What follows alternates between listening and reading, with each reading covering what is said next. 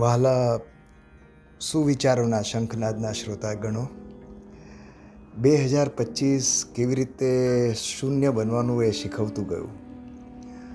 આપણે સત્યને બદલે આદતથી જીવી રહ્યા છે તેનો અહેસાસ કરાવીને ગયું. 2025માં વૃદ્ધિ બળ દ્વારા નહીં પણ જાગૃતિ દ્વારા આવી. બધું જ અર્થપૂર્ણ તાકીદ સાથે પોતાને જાહેર કરતું નથી. 2026માં આપણે હવે શૂન્યતાથી આગળ વધવાનું છે. આ વર્ષ હિંમત અને ગતિ આપણા સ્વ પરના વિશ્વાસ સાથે ઉત્તેજિત છે. આપણે પહેલાં કરતાં વધારે શાણપણથી શરૂઆત કરી રહ્યા છીએ. પતન પૂર્ણ થઈ ગયું છે. આપણે હળવા, સ્પષ્ટ, ખુલ્લા રસ્તા પર હવે આગળ વધવાનું છે. સુવિચારોનો શંખનાદના પ્રિય શ્રોતાગણ, આ ગતિમાં અમે સુવિચારો દ્વારા આપની સાથે જ છીએ. હેપી 2026. સુવાક્યોનો સાગર, સંકલન શ્રી નવીનભાઈ શાહ દ્વારા. સહનશીલતા પાર્ટ 2. તો ચાલો આજે ફરીથી सहनशीलताना કંઈક પાઠ આપણે ભણીએ. बड़े बड़े जीवन में छोटी छोटी बातें होती रहती है. सहन कर दोस्त,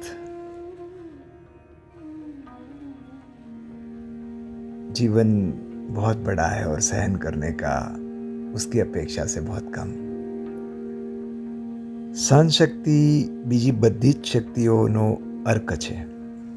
સહન શક્તિ માટે એક સરસ વાર્તા યાદ આવે છે. સત્ય પ્રસંગ છે.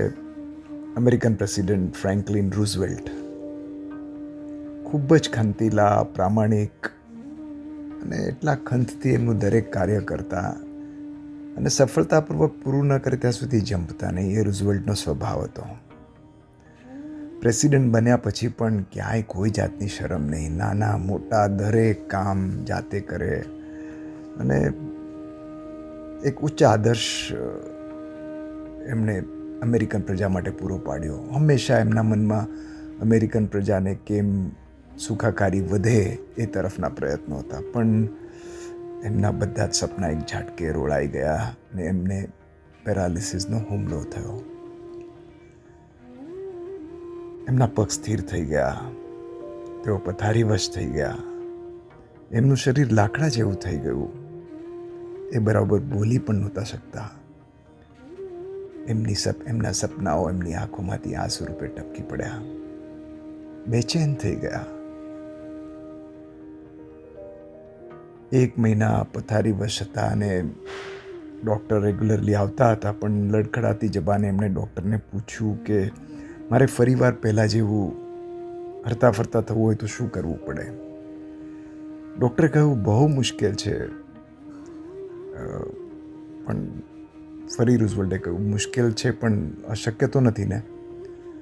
ને કહ્યું પણ આમાં કંઈ કહેવાય નહીં રૂઝવેલ્ટ સાહેબ. અને 5 વર્ષે લાગે, 10 વર્ષે લાગે ને કદાચ ન પણ થાય.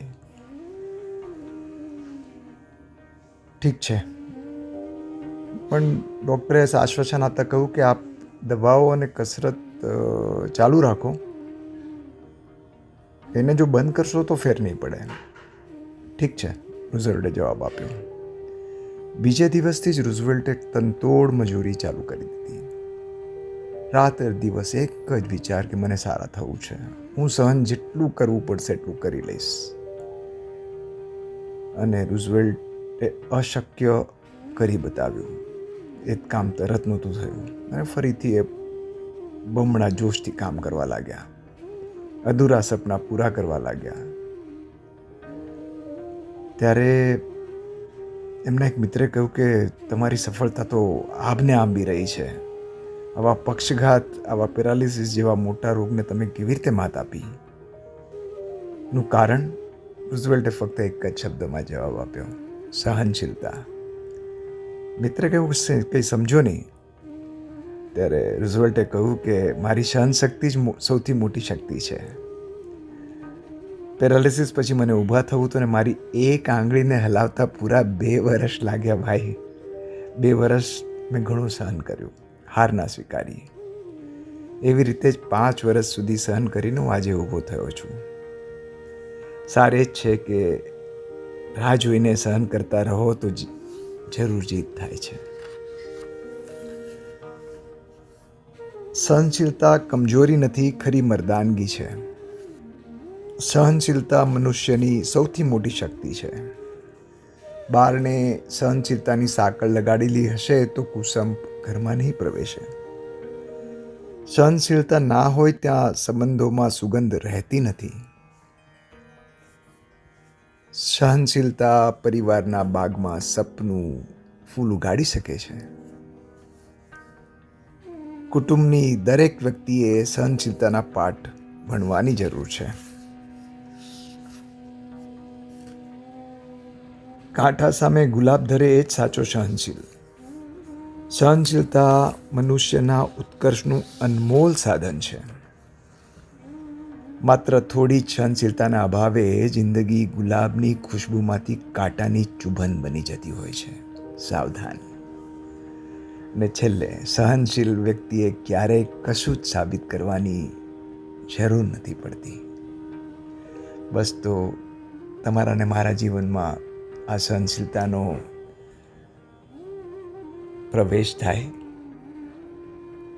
અને એના માધ્યમે આપણે સુખ અને શાંતિ અનુભવી શકીએ, એ જ મંગલ કામના સાથે નાસિકથી અમિતના જય જિનેન્દ્ર.